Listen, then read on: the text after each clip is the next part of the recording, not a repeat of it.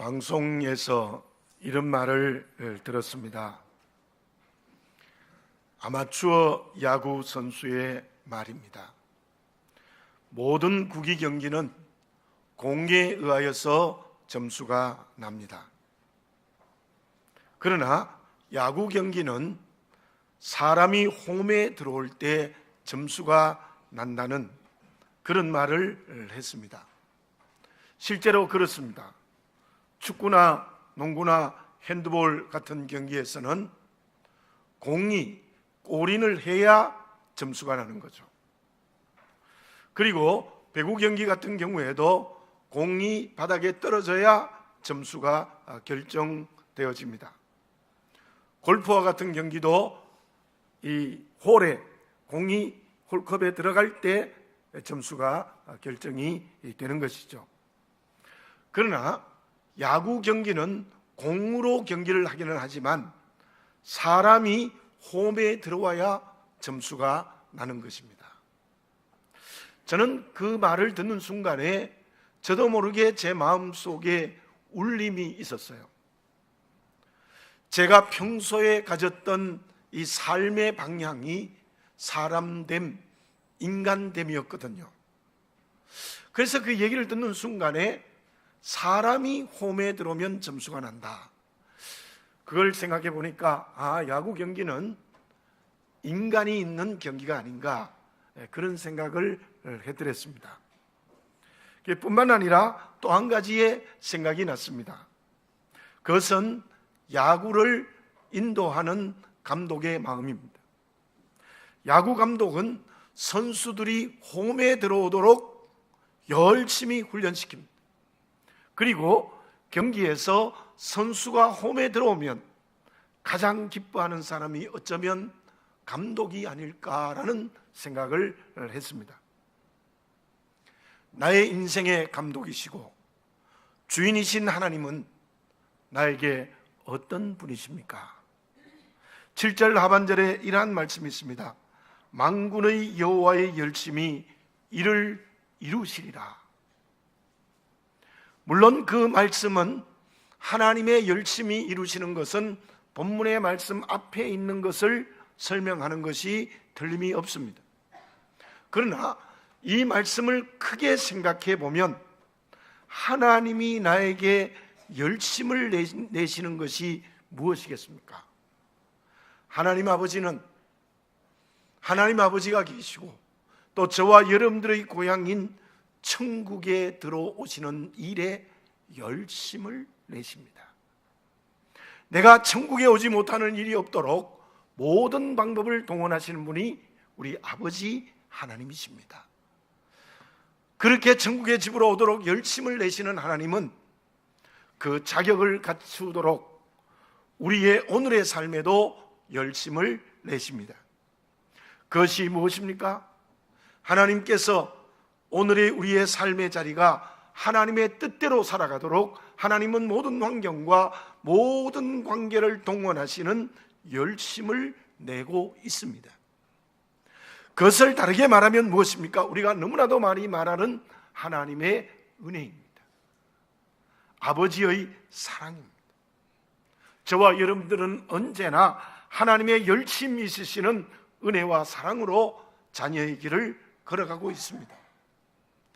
그렇다면 그렇게 뜨겁게 우리를 사랑하시고 은혜를 베푸시는 그 하나님의 열심 있는 은혜와 사랑이 내게 이루어지기 위해서 어떻게 해야 되겠습니까?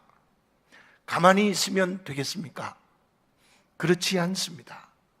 저와 여러분들이 해야 될 일이 있습니다. 다윗이 어떻게 이스라엘의 국보가 되고 주님의 조상이 되며 저와 여러분들의 영적 조상이 되었겠습니까? 하나님의 열심이 다윗에게 있었어요. 하나님의 은혜와 사랑이 다윗에게 있었습니다. 죽는 자리에서도 살려줍니다. 끊임없이 다윗에게 은혜와 사랑을 베푸세요. 그 하나님의 은혜와 사랑이 다윗에게 열매 맺은 것은 무엇 때문입니까? 다윗의 믿음 때문입니다. 하나님의 은혜와 사랑을 그대로 받아들이는 믿음이 다윗에게 있었기 때문입니다. 죽음의 자리에서도 하나님을 찬양하고 기도드렸습니다. 왕이 되었을 때 가장 먼저 한 일이 하나님의 언약궤를 모시는 일에 정성을 다했습니다. 그 믿음의 응답이 하나님의 사랑과 은혜가 임재되는 길이었습니다. 그러나 사울은 어땠습니까? 사울에게도 하나님의 은혜와 사랑의 열심이 있었습니다. 그러나 사울은 그 은혜와 사랑을 믿지 않았습니다. 받아들이지 않습니다. 전부 자기 뜻대로 행동했습니다. 다윗을 죽이려고 했고 하나님이 아말렉을 모조리 쳐 없애라 했을 때 가장 좋은 것을 자기의 것으로 만들어버렸습니다. 말씀에 불순종하는 불신앙이었습니다. 그곳에 하나님의 은혜와 사랑이 열매 맺을 수 없었던 것입니다. 공기가 이렇게 사방에 있잖아요. 근데 마시지 않겠다고 하면 죽습니다. 물론 우리가 자연적으로 마시지만 공기가 사방에 있는데 마시지 않겠다고 하면 우리는 죽지요. 마셔야 생명의 길을 걸어갈 수 있습니다. 에베소서 2장 8절입니다. 너희가 그 은혜에 의하여 믿음으로 말미암아 구원을 받았으니 이것이 너희에게서 난 것이 아니요 하나님의 선물이라. 너희가 그 은혜에 의하여 믿음으로 구원받았다는 거예요. 그 은혜를 받아들이는 믿음이 있었기 때문에 구원을 받아들였다는 겁니다. 저와 여러분, 하나님이 나를 향하여 열심히 은혜와 사랑을 베푸십니다. 모든 것을 동원하여 열심을 내어서 저와 여러분에게 은혜와 사랑을 베푸십니다. 그 은혜와 사랑을 받아들이는 믿음의 그릇이 되어지시기를 바라겠습니다. 그때 하나님의 은혜와 사랑이 우리의 것이 될 수 있습니다. 그러면 하나님의 사랑과 은혜의 열심이 이루어지는 오늘 우리가 하나님의 뜻대로 사는 것은 무엇이겠습니까? 공자는 사람의 나이에 따라 이러한 사람이 되어야 한다고 말했습니다. 15살이 되면 지학, 즉 학문의 뜻을 두어야 한다. 30이 되면 이립, 뜻을 세워야 한다. 40이 되면 불혹, 어떤 유혹도 받지 않아야 한다. 50이 되면 지천명, 하늘의 뜻을 알아야 된다. 그리고 70이 되면 종심소욕, 불유구라고 했습니다. 마음대로 행동해도 법의 범주를 벗어나지 않아야 한다. 도덕을 말한 공자는 70이 되면 참 자유하는 사람이 되어야 된다고 말씀하고 있습니다. 물론 열심히 도를 닦고 도덕과 윤리적 훈련을 하면 그렇게 될 수 있을지도 모르겠습니다. 과연 70이 되면 그런 사람이 될 수 있겠습니까? 공자가 말한 그 자유의 경지에 도달할 수 있겠습니까? 노력하면 되겠습니까? 도를 닦으면 되겠습니까? 정도의 차이는 있어도 불가능합니다. 제가 원래 우리나라 나이로 67입니다. 3년이 있으면 70인데 과연 70이 되면 이렇게 될까? 다르게 설명드리면 제가 마음대로 행동해도 말씀 안에 있을 수 있을까? 여기 70이 넘은 분도 계실 겁니다. 그렇게 되었습니까? 제가 짐작하기에는 그 누구도 70이 되어도 진짜 자유의 길을 걸어가는 사람은 있을 수 없습니다. 바울은 로마서 7장 24절에서 이렇게 고백합니다. 오라 나는 공고한 사람이라도 이 사망의 몸에서 누가 나를 건져내랴. 그때 바울은 그리스도 안에 있었고 많은 사역을 했습니다. 기도 많이 했습니다. 열심히 주의 뜻대로 살았습니다. 그럼에도 불구하고 바울은 나는 죄인이다. 이 사망의 몸에서 누가 나를 건져내랴고 얘기했습니다. 로마서 3장 10절에는 이렇게 말씀하고 있습니다. 의인은 없나니 하나도 없으며 깨닫는 자도 없고 하나님을 찾는 자도 없고. 우리 모두 죄인이기 때문에 스스로의 노력을 통하여서 모든 것으로부터 자유할 수 있는 길은 없습니다. 어떻게 하면 진정한 자유의 길을 걸어갈 수 있겠습니까? 그것이 본문의 말씀이 말씀하고 있는 중심 메시지입니다. 그것이 하나님이 우리에게 열심히 은혜와 사랑을 베푸시는 이유이고 내용입니다. 1절을 봉독해야 됩니다. 전에 고통받던 자들에게는 흑암이 없으리로다. 옛적에는 여호와께서 스불론 땅과 납달리 땅이 멸치를 당하게 하셨더니 후에는 해변길과 요단 저쪽 이방의 갈릴리를 영화롭게 하셨느니라. 그 당시에도 그랬고 지금부터 기원전 700년경, 더군다나 2000년 전에는 더 심했습니다. 갈릴리는 어두운 곳이었습니다. 이방 나라의 집결지였습니다. 여러분들, 우리나라가 세계에서 큰 나라입니까? 작은 나라입니까? 작은 나라죠. 그런데 지금 팔레스틴, 이스라엘은요, 우리나라의 강원도 땅만 해요. 얼마나 작은 나라입니까? 근데 그 작은 나라가 세 쪽으로 나뉘어지게 되어졌어요. 제일 북쪽이 갈릴리, 중간이 사마리아, 제일 아래쪽이 예루살렘 수도와 성전이 있는 유다인. 그런데 그 북쪽 이스라엘은 항상 이방 문화와 연결이 되어져 있었고, 그리고 대부분이 신분이 낮고 가난했습니다. 그래서 아래쪽에 귀족과 양반으로 살아가고 있는 유대 사람들에게는 상민 취급을 받았고 멸치당한 곳이 갈릴리. 4절 5절을 봉독해 드립니다. 이는 그들이 무겁게 맨 멍에와 그들의 어깨의 채찍과 그 압제자의 막대기를 주께서 꺾으시되 미디안의 날과 같이 하셨음이니이다. 어지러이 싸우는 군인들의 신과 피 묻은 겉옷이 불에 섭같이 살라지리라. 이게 무슨 말씀입니까? 종으로 매여 있던 모든 멍에와 채찍, 막대기를 꺾었다는 겁니다. 그것은 마치 기드온의 300명의 군사가 미디안의 수십만의 군사를 이긴 것과 같다고 설명하고 있습니다. 갈리 사람들, 종으로 살아가는 사람들이 어떻게 되었습니까? 갈리 사람들은 영화롭게 되어졌습니다. 종은 온전히 자유했습니다. 놀라운 역사가 일어난 거죠. 그렇게 천대받고 멸시받고 사람들에게 손가락질 받고 신분이 가난하고 낮았던 천민이 사는 갈릴리가 영화롭게 되었다는 거예요. 종으로 고통을 동하는 모든 막대기와 멍에를 꺾어버리고 종으로부터 자유인이 되게 해주셨다는 것이 본문의 말씀의 내용입니다. 어떻게 갈릴리 사람들이 자유를 얻고 종들이 자유를 얻게 되어졌습니까? 누구를 통해서입니까? 2절을 봉독해 드립니다. 흑암에 행하던 백성이 큰 빛을 보고 사망의 그늘진 땅에 거주하던 자에게 빛이 비추었도다. 갈릴리 사람들과 종들에게 빛이 비추어졌다는 겁니다.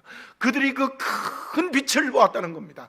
그 빛으로 말미암아 종에서 자유했을 뿐만 아니라 영화롭게 되었다는 거예요.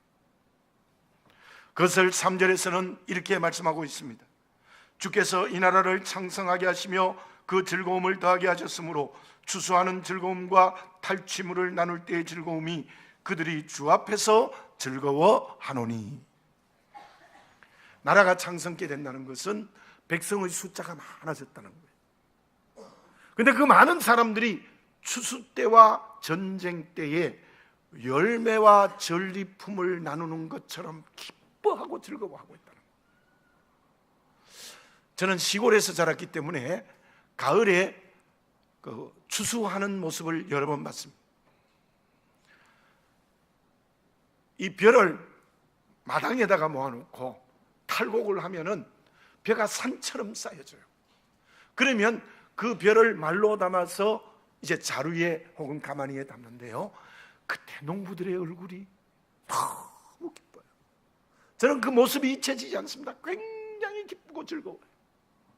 달이 환한 밤에.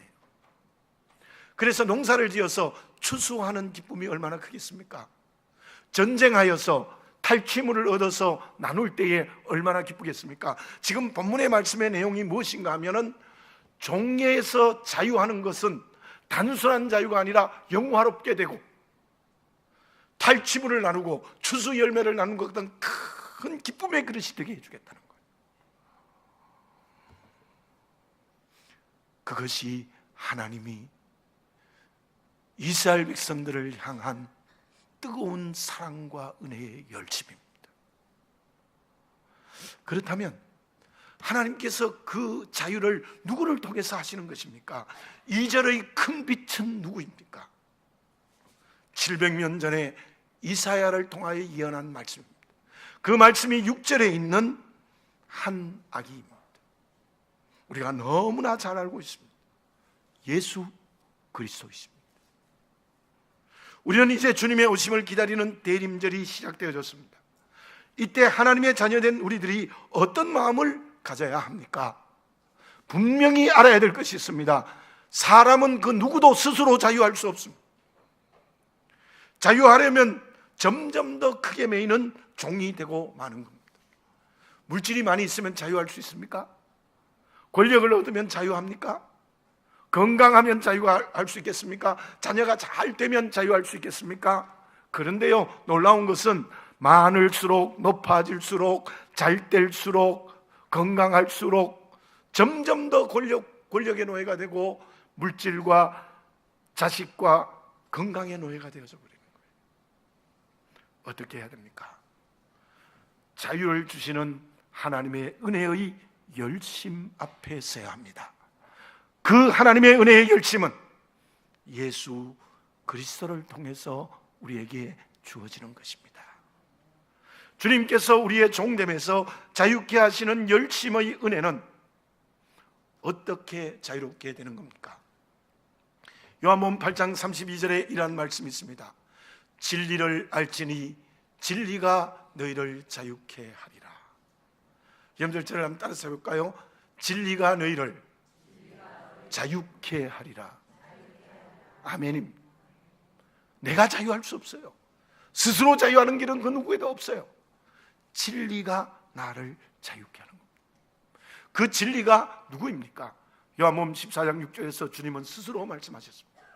예수께서 이르시되 내가 곧 길이요 진리요 생명이니 나로 말미암지 않고는 아버지께로 올 자가 없느니라. 그 말씀에서 십자가를 구체적으로 말씀하고 있지는 않지만 그 두 말씀에서 주님의 십자가가 저와 여러분들을 죄에서 자유케 해주신 줄 믿습니다. 죽음에서 자유케 해주신 줄 믿습니다. 그걸 우리가 받아들여야 된다는 거예요. 큰 빛이신 예수 그리스도께서 내 죄를 자기의 것으로 삼으시고 십자가의 죽으심으로 말미암아 나를 죄에서 자유케 했습니다. 나를 죽음에서 자유케 했습니다. 그래서 생명의 길을 걸어가게 했습니다. 영화롭게 했습니다. 탈취물을 나누게 했습니다. 추수의 열매를 주셨습니다. 대림절 첫째 주일 예배를 드리면서 분명히 해야 될 것이 있습니다. 하나님이 주시는 은혜의 열심을 그대로 받아들이시기 바라겠습니다. 그것은 주님의 십자가의 은혜를 믿고 받아들이는 것입니다. 그때 우리들은 모든 것으로부터 자유합니다. 물질과 권력에서 자유합니다. 건강과 자식에게서 자유합니다. 그 자유가 무엇입니까? 그때 우리는 알게 됩니다. 아, 권력과 물질, 건강과 자식 내게 아닌구나. 하나님이 은혜로 주셨구나. 그렇게 믿고 그 모든 것을 하나님의 이름을 드러내고 하나님께 영광을 드러내는 곳에 사용하게 되는 겁니다. 하나님의 뜻대로 사용하게 되는 겁니다. 이게 자유입니다. 이게 그리스도인의 자유입니다. 요셉과 다니엘은 총리라는 권력을 어떻게 사용했습니까? 오직 하나님의 이름 드러내고 하나님께 영광을 위하여 사용했습니다. 그 이유가 무엇입니까? 하나님의 열심 있는 은혜와 신앙을 받아들였기 때문이에요. 바로와 헤롯을 보십시오. 그들은 권력을 어떻게 사용했습니까? 그 권력으로 수많은 사람을 억압했습니다. 심지어 죽였습니다. 그 이유가 무엇입니까? 그들은 권력의 종이었기 때문입니다. 사랑하는 교우 여러분들, 대림절 첫 번째 주일 예배를 드리면서 우리에게 가장 중요하게 들려야 될 하나님의 음성은 지금 주님의 십자가의 은혜로 죄와 죽음에서 자유했음이 다시 한번 분명히 내 인격과 마음에 받아들여지는 믿음의 그릇이 되어져야 될 줄로 믿습니다. 그 믿음이 분명해지시기 바라겠습니다. 그때 우리들은 세상의 모든 가치로부터 자유하고 그 모든 가치를 하나님의 뜻대로 사용하는 진정 자유하는 그리스도인의 삶의 걸음을 걷게 되는 것입니다. 그러면 그렇게 하나님의 은혜를 받아들이는 그리스도인, 주님의 십자가의 은혜를 믿어 자유하는 그리스도인이 되기 위하여 어떻게 해야 합니까? 명심보감 계사편에 이런 말이 있습니다. 하루 착한 일을 했다 하여 금방 복을 받는 것이 아니다. 착한 일을 할수록 화가 저절로 멀어진다. 하루 나쁜 일을 했다고 금방 화를 입는 것이 아니다. 나쁜 일을 할수록 복이 저절로 멀어진다. 착한 일을 하는 사람은 봄들의 풀과 같아서 그 자라는 것이 눈에 띄지는 않지만 나날이 자라난다. 나쁜 일을 하는 사람은 칼 가는 숫돌 같아서 눈에 보이지는 않지만 나날이 닳고 있다. 무슨 말입니까? 착한 일을 계속하면 눈에 보이지 않아도 진짜 복을 받게 된다는 거예요. 나쁜 일을 계속하면 뭐 어려운 일이 없는 것 같은데 숫돌을 가는 것처럼 복이 없어진다. 이런 속담이 있습니다. 얼음 석자는 하루 추위에 온 것이 아니다. 그리스도인이요, 하루아침에 거룩해지는 게 아닙니다. 저는 가끔 목회하면서 그런 일을 보고 저도 그런 적이 있었습니다. 내가 이번에 산에 가서 3일 금식 기도하면 진짜 내가 바뀌어서 내려올 거야, 완전히 변화돼서 내려올 거야. 저도 그런 적이 많았습니다. 고등학교 때부터 그런 적이 많았습니다. 그런데요, 처음 3일 금식 기도하고 내려오면 그렇게 된 것 같아요, 진짜요. 그런데 일주일을 못 가요.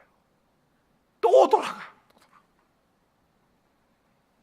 우리가 거룩해지기 위해서는요, 매순 말씀과 기도와 성령으로 새로워져야 됩니다. 천국 갈 때까지 계속해야 됩니다. 끊임없는 경건의 훈련이 필요한 거예요.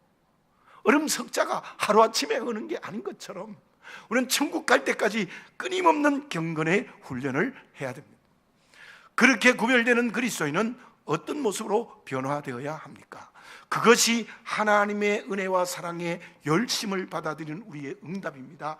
그것이 주님의 십자가의 은혜를 믿어 죄와 죽음에서 자유하고 세상의 모든 가치들부터 자유하는 자유의 길을 걸어가는 그리스도인. 에베소서 4장 15절에 이러한 말씀이 있습니다. 오직 사랑 안에서 참된 것을 하여 범사에 그에게까지 자랄지라. 그는 머리니 곧 그리스도라. 여러분들 저를 한번 따라해 볼까요? 범사에 예수 그리스도에게까지 자라라. 하나님의 명령입니다. 우리의 경건은 주님을 닮아야 돼요. 나의 영적 신랑이신 주님을 닮아야 돼요. 예수님을 매순 닮아가는 것이 하나님의 은혜를 받아들이는 믿음이에요. 자유의 길을 걸어가는 그리스도의 모습이에요. 정말 자유하여 모든 세상의 가치를 하나님의 뜻대로 사용할 수 있는 사람이 될 수 있는 길이에요. 6절과 7절을 봉독해 드립니다.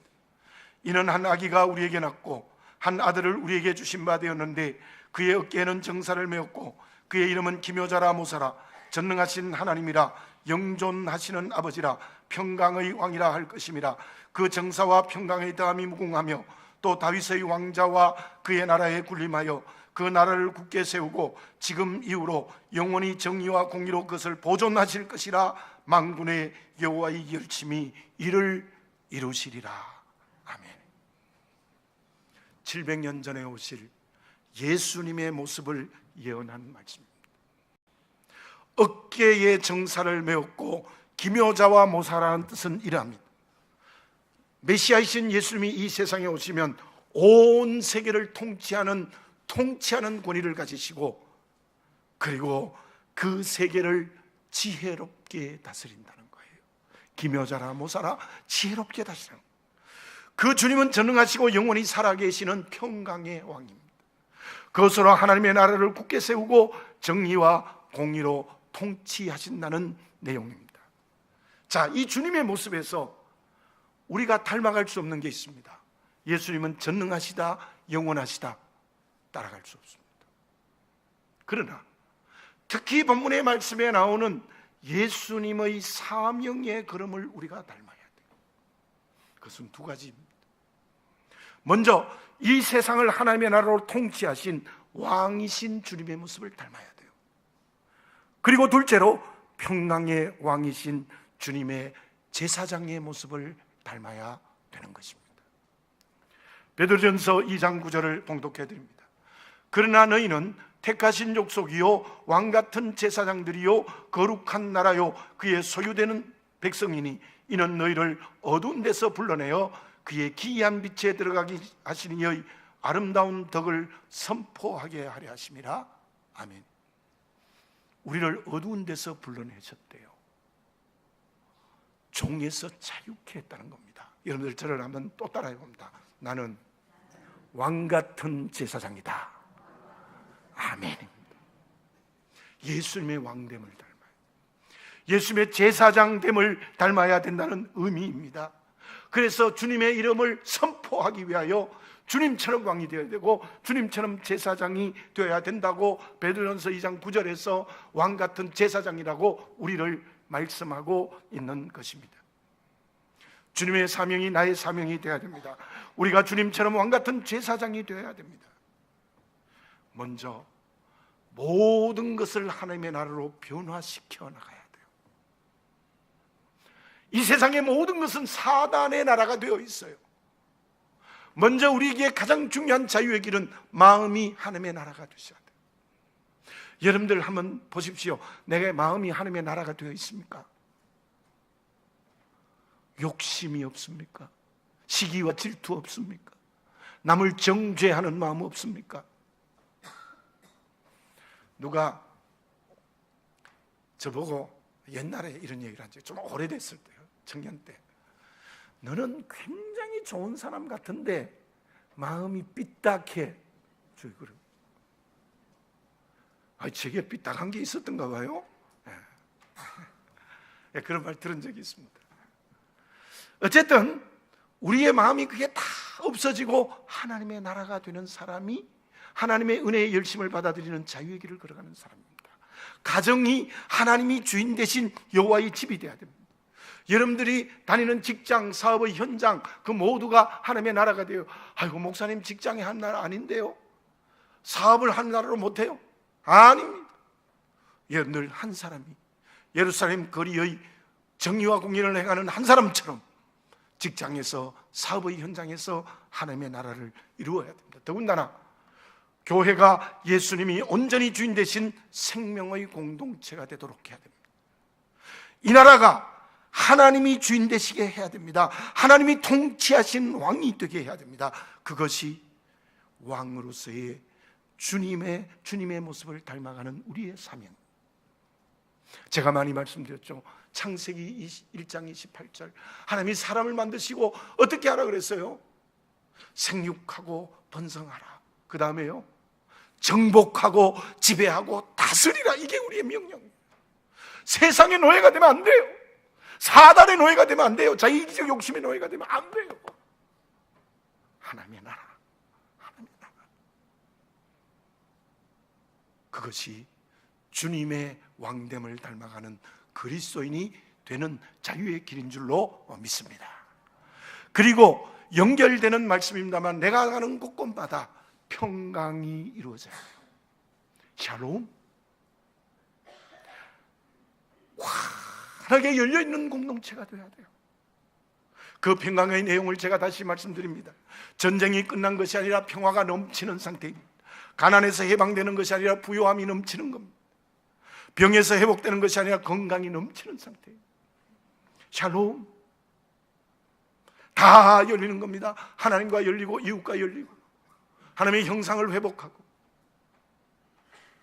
우리는 가는 곳곳마다 평강을 이루는 제사장으로서의 사명의 길을 걸어가야 될 줄로 믿습니다. 왜냐하면 주님은 각각 가는 곳곳마다 평강을 이루셨거든요. 그것이 주님을 닮아가는 우리의 모습입니다. 시편 72편 7절에 이러한 말씀이 있습니다. 그의 날에 의인이 흥왕하며 평강의 풍성함이 다리다 할 때까지 이르리로다. 예레미야서 33장 6절입니다. 그러나 보라, 내가 이 성읍을 치료하며 고쳐 낫게 하고 평안과 진실이 풍성함을 그에게 나타내며 우리를 주님이 주시는 평강을 반드시 증거해야 되는 겁니다. 요한복음 2장에서 예수님이 공생애를 시작하면서 제일 첫 번째로 이룬 기적이 결혼잔치집에 물을 포도주로 만든 거예요. 그 물은 율법입니다. 포도주가 복음입니다. 주님이 오셨다는 것은 율법의 시대가 끝나고 복음의 시대의 문을 열었다는 의미가 첫 번째 기적의 의미입니다. 그처럼 우리는 주님처럼 물로 포도주를 만들어야 돼요. 그것은 사단의 나라를 하나님의 나라로 변화시키는 겁니다. 하나님과의 관계가 단절되고 사람과의 관계가 단절되어져 버린 이 세상에 하나님의 관계를 회복시키고 사람과의 관계를 열어젖히는 평강을 전해야 합니다. 그때 기쁜 생명의 잔치가 되어 사람이 구원받고 땅이 하나님의 나라가 되는 놀라운 역사를 성령께서 이루어 주실 줄로 믿습니다. 그때 우리들이 하나님의 은혜의 열심에 응답하는 것입니다. 주님의 십자가의 은혜와 사랑을 믿는 그리스도인이 되는 것입니다. 자유의 길을 걸어가는 그리스도인의 모습입니다. 결과는 어떻게 되는 것입니까? 갈라디아서 5장 22절 23절에 성령의 9가지 열매가 있습니다. 사랑, 희락, 화평, 오래 참음, 자비, 양성, 충성, 온유, 절제. 우리가 하나님의 은혜와 사랑의 열심 앞에서 자유하는 그리스도인이 되어서 왕같은 제사장으로서의 사명을 감당하면 그곳에 성령께서 이 9가지의 열매를 가득가득 맺혀주시는 축복을 주실 줄로 믿습니다. 마태복음 6장 33절입니다. 화면을 보며 같이 한번 읽어보겠습니다. 그런즉 너희는 먼저 그의 나라와 그의 의를 구하라. 그리하면 이 모든 것을 너희에게 더하시리라. 아멘. 마태복음 6장이 뭡니까? 공중나는 새를 보라, 들에 피는 백합화를 보라. 먹이고 기르지도 않는데 기르고 먹여준다, 자라게 한다.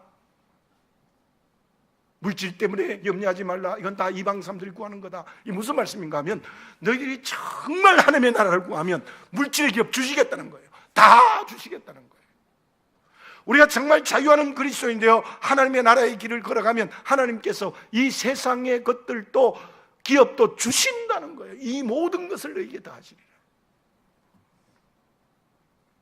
저와 여러분, 하나님의 열심에 응답하는 자유의 길을 걸어가므로 성령의 9가지 열매가 맺어서 사람을 구원하고 하나님의 나라가 되고 땅의 기업까지 복으로 받는 그리스도인이 되어지시기를 바라겠습니다. 갈라디아서 5장 1절입니다. 그리스도께서 우리를 자유롭게 하려고 자유를 주셨으니 그러므로 굳건하게 서서 다시는 종의 멍에를 매지 말라. 갈라디아서 5장 13절입니다. 형제들아, 너희가 자유를 위하여 부르심을 입었으나 그러나 자유로 육체의 기회를 삼지 말고 사랑으로 서로 종노릇하라. 기도드리겠습니다. 걸어가신 아버지 하나님, 하나님이 예수 그리스도를 통하여 자유를 주셨는데 아직도 우리는 무엇인가 매여있는 종의 길을 걸어가고 있습니다. 그것은 주님의 십자가에서 죄와 죽음에서 자유케 해주신 그 은혜를 믿지 못했기 때문인 줄 압니다. 주여, 하나님의 은혜와 사랑의 열심이 주님의 십자가를 통하여 우리를 죄와 죽음에서 자유케 해주셨습니다. 그 은혜 앞에서 모든 세상의 것으로부터 자유하는 그리스도인이 되게 해주시옵소서. 그리하여 세상의 가치를 하나님의 뜻대로 사용하는 그리스도인, 그것이 곧 하나님의 나라를 이루는 것이고 또한 평강을 이루는 것인 줄 믿습니다. 주여, 그 자유의 길을 이 대림절 첫째 주일 예배를 드리면서 하나님의 은혜의 응답으로 걸어가는 선택의 결단을 하는 이 시간 되게 하여 주시옵소서. 그러므로 성령의 열매를 맺히시고 또한 땅의 기업을 주시는 은총으로 사명의 길을 걸어가는 저희들 되게 해 주시옵소서. 아버지 하나님, 종이 되지 말고 자유인이 되어 자유의 길을 걸어가게 하여 주시옵소서. 예수님의 이름으로 기도드립니다. 아멘.